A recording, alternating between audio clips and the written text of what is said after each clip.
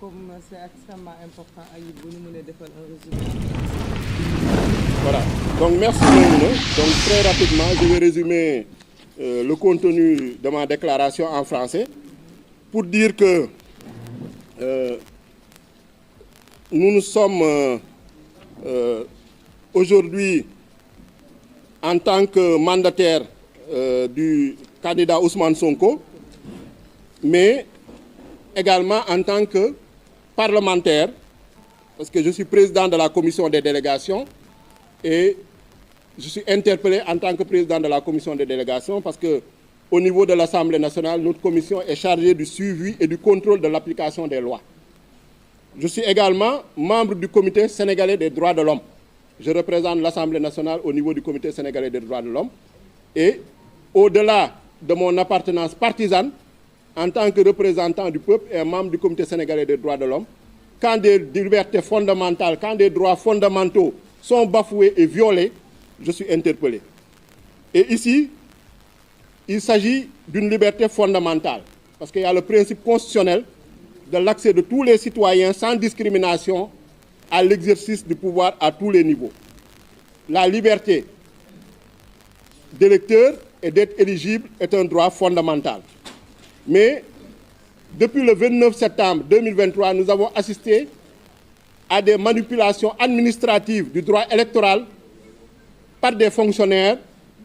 qui ont voulu usurper les prérogatives et responsabilités du Conseil constitutionnel, qui est le seul juge de la recevabilité et de la validité des candidatures. Donc, je ne serai pas très long pour rappeler juste quelques dates. Le vendredi 29 septembre 2023, on s'est vu, moi en tant que mandataire, et l'huissier Maître Wayne opposer un refus infondé et non motivé de la part de la Direction générale des élections, service du ministère de l'Intérieur, de nous remettre les fiches de collecte de parrainage pour le candidat Ousmane Sonko, sous le prétexte fallacieux que Ousmane Sonko n'est pas électeur, n'est pas sur les listes électorales. Alors que l'arrêté du ministre de l'Intérieur, qui fixe le modèle des fiches de collecte de parrainage, précisait que la délivrance des fiches de parrainage n'est pas la reconnaissance d'un quelconque statut du candidat à la candidature. Donc, et on refuse à Ousmane Sonko ce qu'on avait accordé en 2019 au président Khalifa Sall et Karim Wade. Donc, sur cette base, nos avocats ont introduit, les avocats du candidat Ousmane Sonko, les requêtes aux fins d'annulation de la radiation du président Ousmane Sonko des listes électorales et un référé liberté auprès de la Cour suprême. Le jeudi 12 octobre 2023, le président du tribunal d'instance de Ziguinchor, l'honorable juge Saba Sifei, a fait droit à la requête d'Ousmane Sonko en annulant la radiation des listes électorales et en ordonnant sa réintégration sur les listes électorales, malgré toutes les tentatives d'intimidation, toutes, en tout cas les menaces faites à son encontre, notamment par le biais de l'agent judiciaire de l'État, ce qui a amené d'ailleurs l'Union des magistrats du Sénégal à faire un communiqué pour dénoncer son non-respect de la séparation des pouvoirs. Cette décision a été notifiée à toutes les parties le 17 octobre. Le 19 et le 20 octobre, nous nous sommes présentés avec l'huissier pour signifier ces décisions, cette ordonnance, aux services centraux du ministère de l'Intérieur. En l'occurrence, la Direction générale des élections, dirigée par M. Thiendella Fall, la Direction de l'automatisation des fichiers, dirigée par M. Fiacre Badiane, et également au ministre de l'Intérieur lui-même, à la Sénat, à l'agent judiciaire de l'État. Mais au niveau de la Direction générale des élections et de la DAF, on nous a opposé des barricades policières donc, qui nous ont empêchés d'accéder aux locaux, en violation de toutes les lois et règlements de ce pays et de tous nos droits. Le 20 octobre, le même directeur général des élections justifiait cette rébellion, ce non-respect des décisions de justice, par le fait qu'il n'y avait pas de décision définitive et que l'État du Sénégal avait décidé d'exercer les voies de recours qui s'offrent à lui, ce qui est une violation flagrante de l'article 47 alinéa 4 du Code électoral et de la loi organique portant création de la Cour suprême qui limite les recours qui sont suspensifs et les recours en matière d'inscription sur les listes électorales, notamment les pourvois en cassation, ne font pas partie de ces types de recours. Le 22 octobre, le collectif des avocats d'Ousmane Sonko a saisi la Commission électorale nationale autonome pour demander de faire injonction à la DGE de nous remettre nos fiches de parrainage. Le 31 octobre, la DGE a persisté dans son refus et sa rébellion en refusant de se soumettre à l'injonction de la Sénat. Donc la Sénat avait invité la DGE à prendre en relation avec tout service concerné du ministère chargé des élections les mesures nécessaires pour faire tenir à la disposition du mandataire de M. Ousmane Sonko, et ce, dans les meilleurs délais, la fiche de parrainage, la clé USB ainsi que tout autre outil de collecte prévu par la loi. Donc la DGE a persisté dans son refus, ainsi que les services du ministère de l'Intérieur. Donc le 2 novembre, le collectif des avocats a saisi encore la Commission électorale nationale autonome pour lui demander d'enjoindre à la DAF de réintégrer immédiatement et sans délai Ousmane Sonko sur les listes électorales, de dessaisir la DGE et de se substituer à elle en délivrant directement les fiches de parrainage à Ousmane Sonko et d'informer à toute fin utile le Conseil constitutionnel sur la discrimination que subit Ousmane Sonko, qui aura moins de temps de collecte de parrainage que les autres candidats du fait des obstructions illégales de la Direction générale des élections.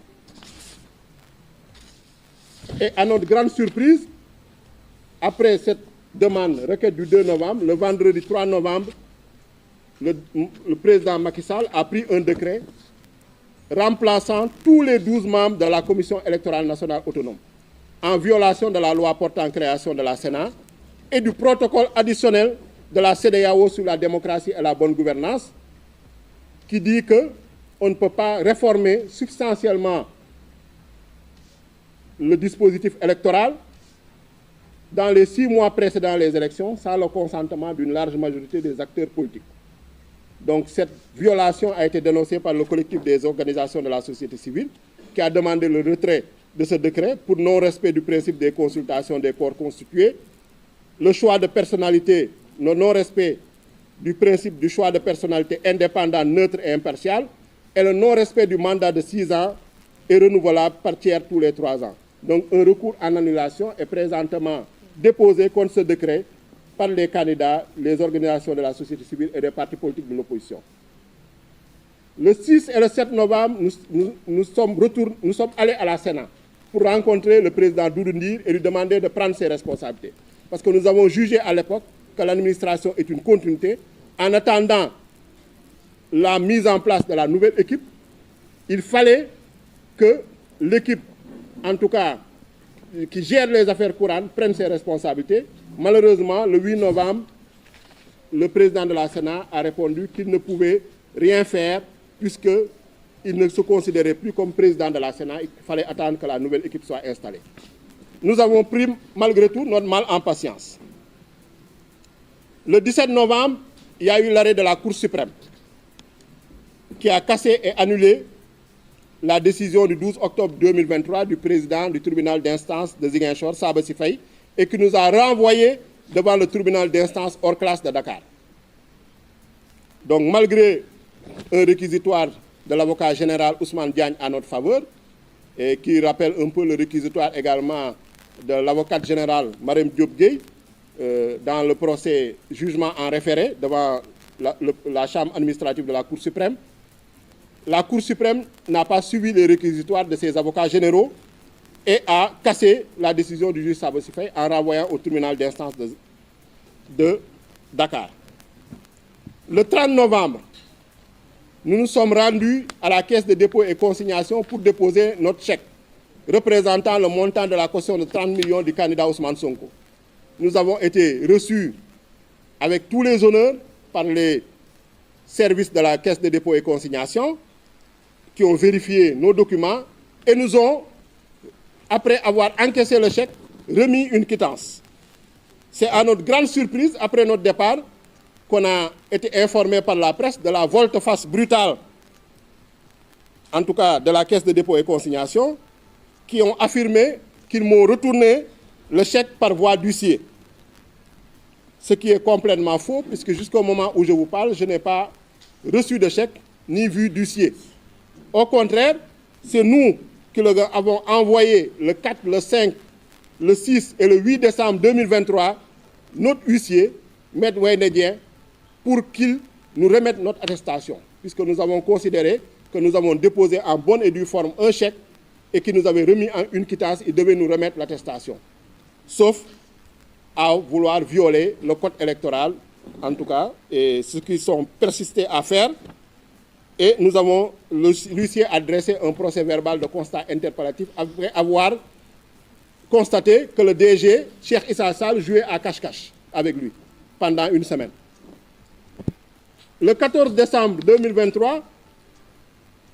nous avons obtenu une nouvelle victoire judiciaire avec l'ordonnance du président du tribunal d'instance hors classe de Dakar, Ousmane Racine Thion, qui a annulé à nouveau la radiation d'Ousmane Sonko, qui ne tenait sur rien du tout, et a ordonné sa réintégration immédiate dans la liste électorale. Il a notifié cette décision le 18 décembre 2023 à toutes les parties, et nous, le 19 et le 20 décembre, on s'est rendus dans les différentes administrations,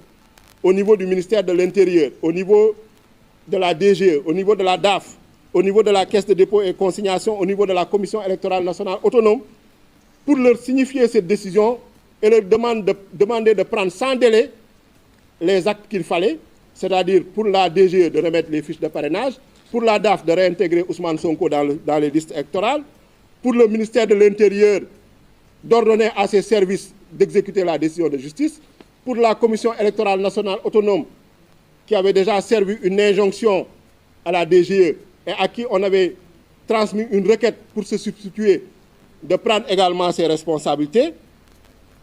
Donc, mais nous avons constaté au niveau des services du ministère de l'Intérieur et de la Caisse de dépôt et des consignations qu'ils persistaient dans le banditisme administratif, les voies de fait, la forfaiture, ce qui sont des délits qui sont réprimés et punis par le Code pénal à l'article 106. Et d'ailleurs, je vous rappelle qu'on avait même servi une citation directe à l'époque au directeur général des élections, qu'il avait refusé, en tout cas il s'était dérobé, comme à son habitude, en refusant de recevoir cette citation directe-là, puisqu'ils savent,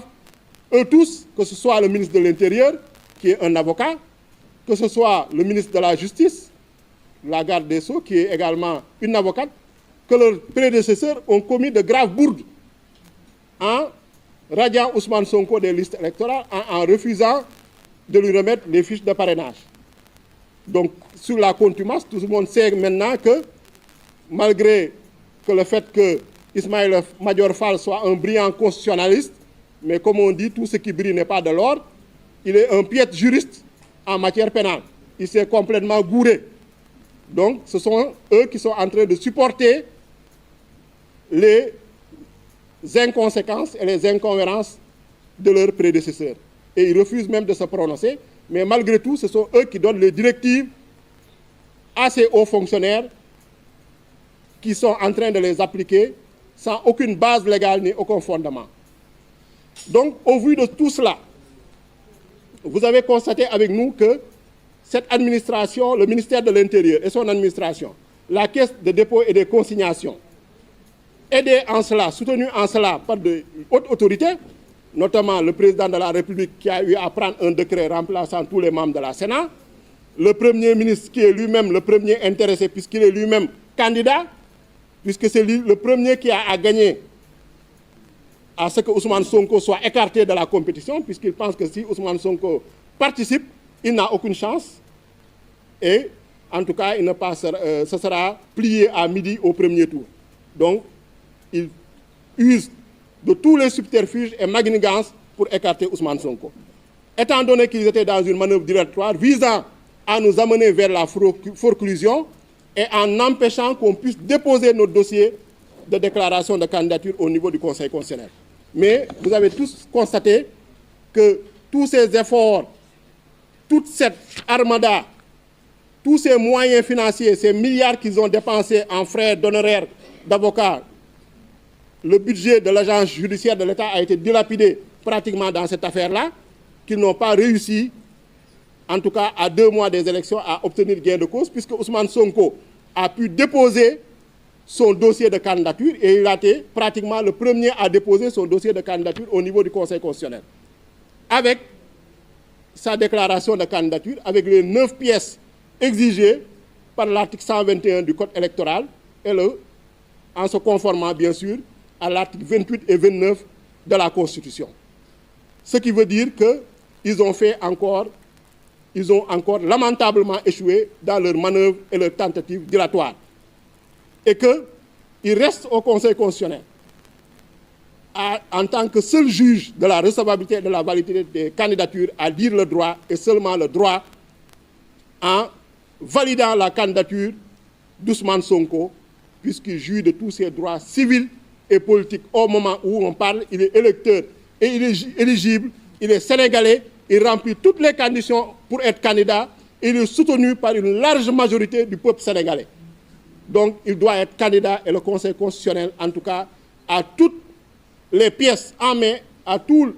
les preuves irréfutables qui ont été constatées par voie d'huissier. Et s'il se conforme à sa jurisprudence, notamment depuis 1998 dans l'affaire Insa Sangaré, le Conseil constitutionnel ne manquera pas de valider la candidature d'Ousmane Sonko. Donc ce que j'avais à dire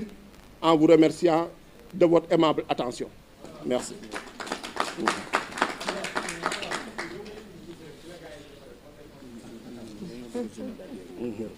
Voilà, donc non, en tout cas, on pourra communiquer ces pièces après. Mais l'essentiel, c'est que ce qui est sûr et ce qui est constant, on a notre récépissé de dépôt de déclaration avec nos différentes pièces. On est convoqué également au tirage au sort, comme tous les candidats,